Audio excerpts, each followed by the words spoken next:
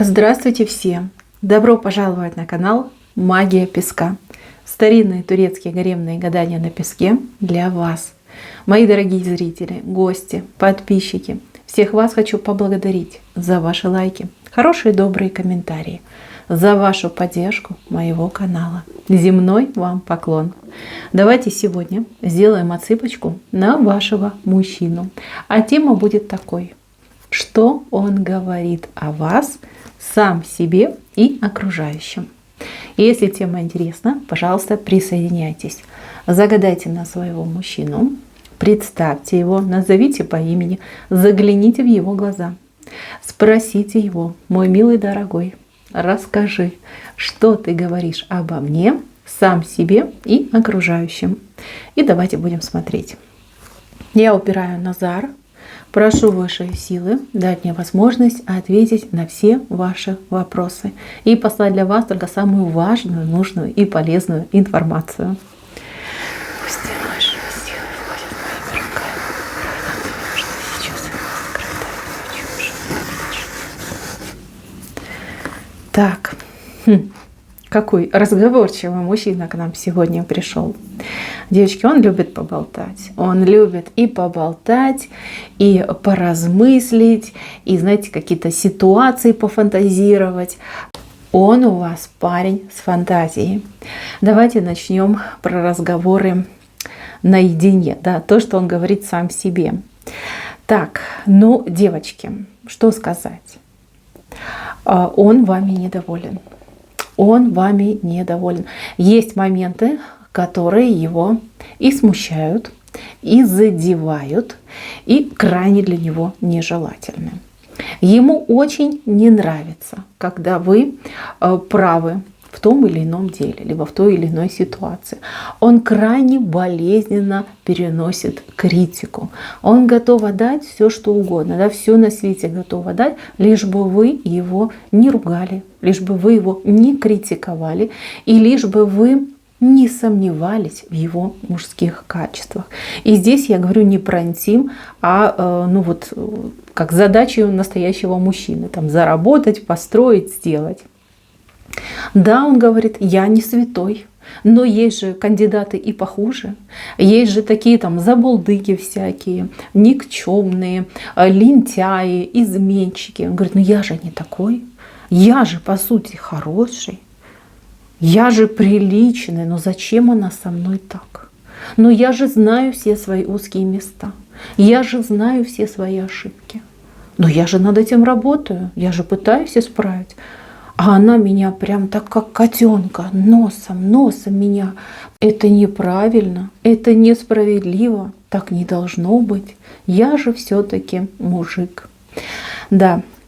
Девочки, особенно болезненно он воспринимает вашу критику в его адрес, если есть тому свидетели.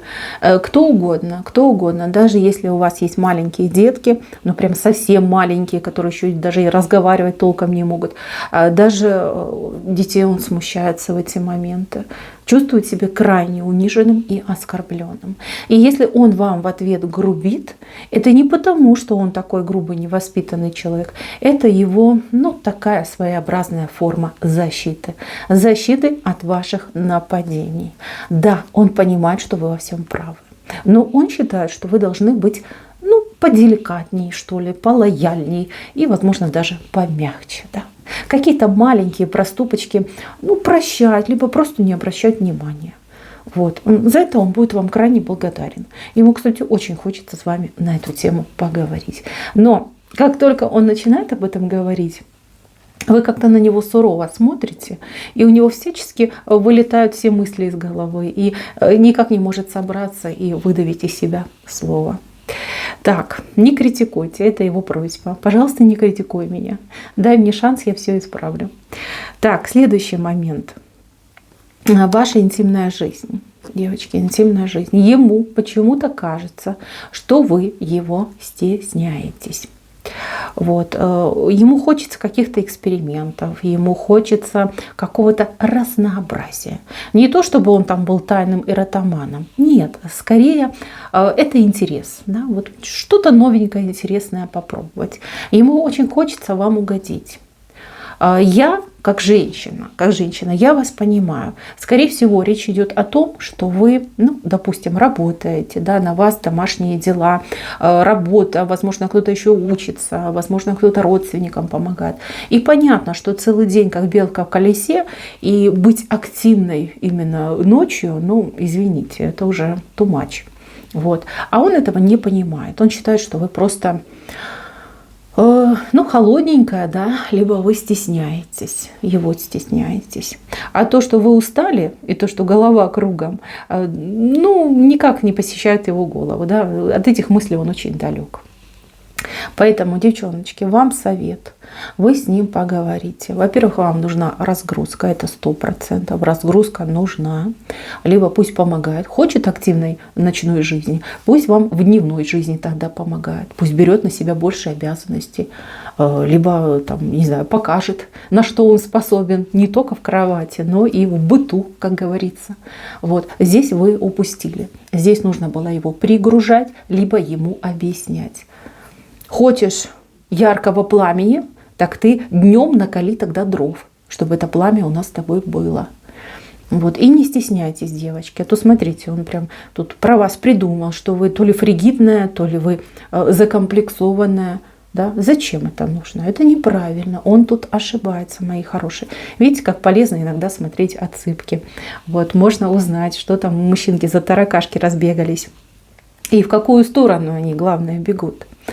Так, следующий момент. Момент ревности. Мужчина ревнует. Мужчина ревнует вас регулярно. Регулярно. Не постоянно, но регулярно.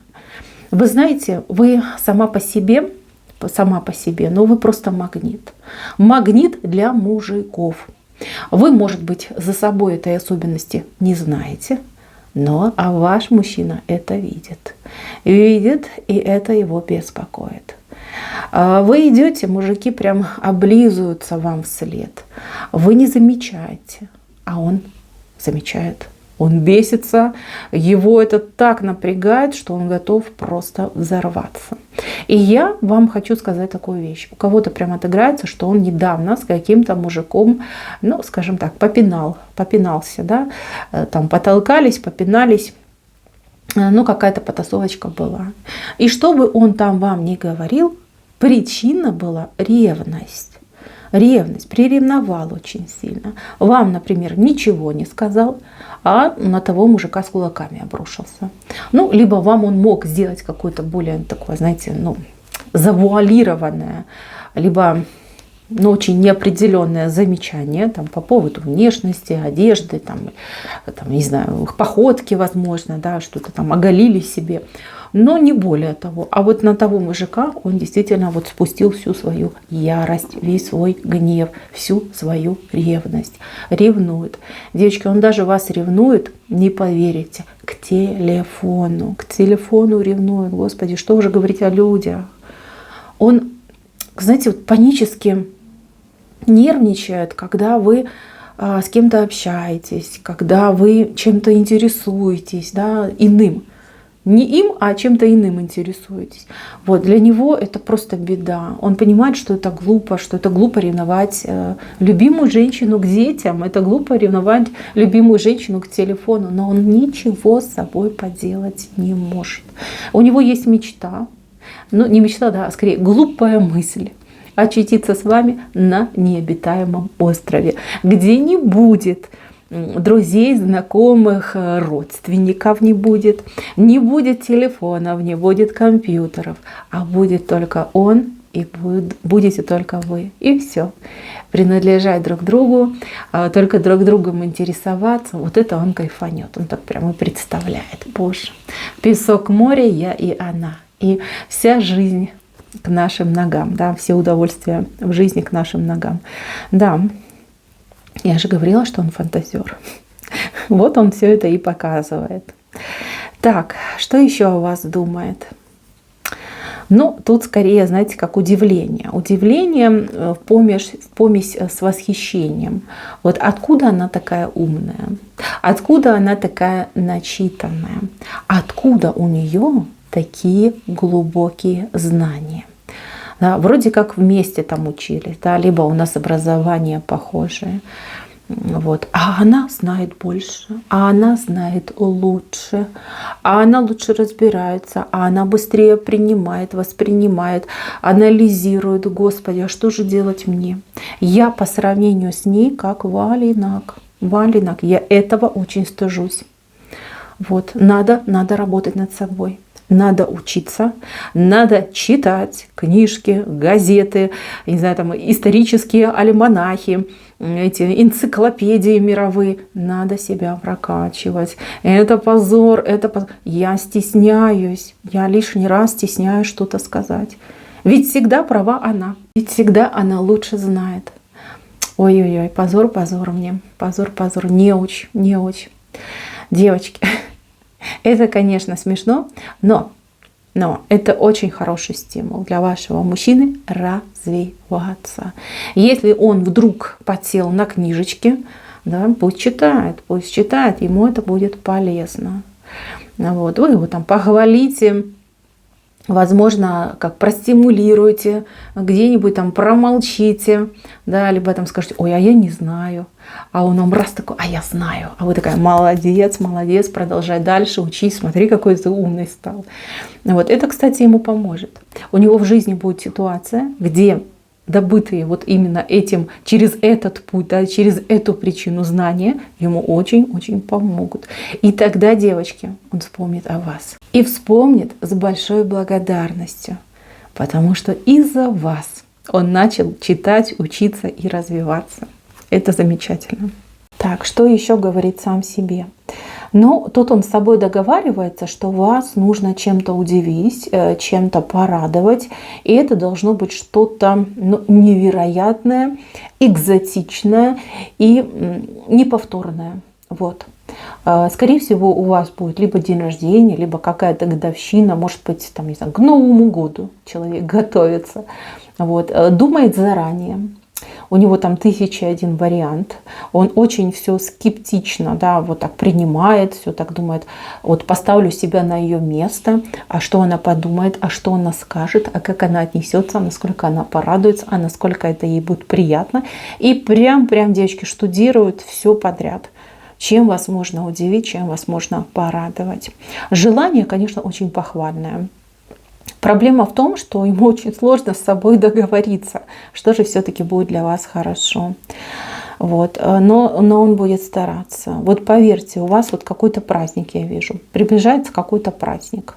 Может быть, персонально ваш, может быть, общий на двоих, а может быть, в принципе, там, как государственный, да, светский, я имею в виду. Вот. Хотел бы вас удивить. Будет, скорее всего, сюрприз с большой помпой. И даже если вдруг по какой-то причине этот мужчина сам себя переиграет, и сюрприз не совсем зайдет, вот, вы, девчоночки, уж постарайтесь, сыграйте свою роль и покажите, что он молодец, что вы крайне довольны. Он об этом мечтает. И мечтает, кстати, давно. Он даже ведь недавно вам либо задавал, либо будет в ближайшем времени задавать наводящие вопросы. Вы ничего не поймете, потому что он еще тот мастер задавать вопросы, но он готовится. Он готовится именно к какому-то празднику, чтобы вас удивить и порадовать. Так, молодец, хвалю. Давайте дальше пойдем. Что он говорит о вас? Ну, он вас защищает.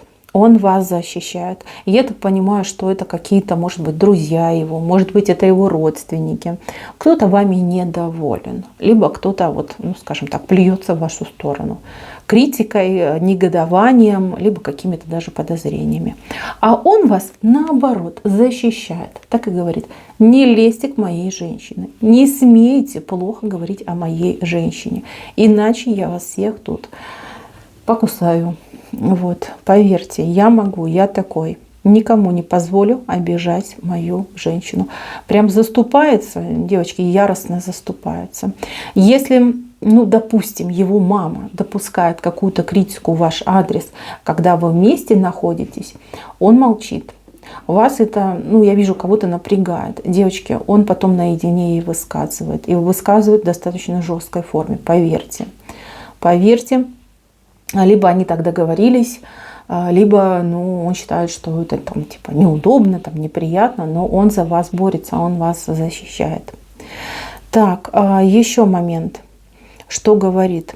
Ну, он говорит в основном положительное, хотя иногда жалуется. Но жалуется, скорее всего, ну вот мужчина вышел, это друг, скорее всего. Жалуется он на какие-то бытовые вопросы. Может быть, про еду что-то говорит, что мало, либо вы его там заставляете на диете сидеть, что вы его там, ну, типа не докармливаете. Вот, либо там полезная еда, невкусная, она меня заставляет, а я уже не могу смотреть на этот брокколи, либо на эту морковку, там, оладьи из морковки, либо на какой-нибудь там супер-бупер полезный диетический суп. Вот. Возможно, вы ухаживаете за ним, то есть там, заставляете его принимать там, витаминки, там, ходить в поликлинику.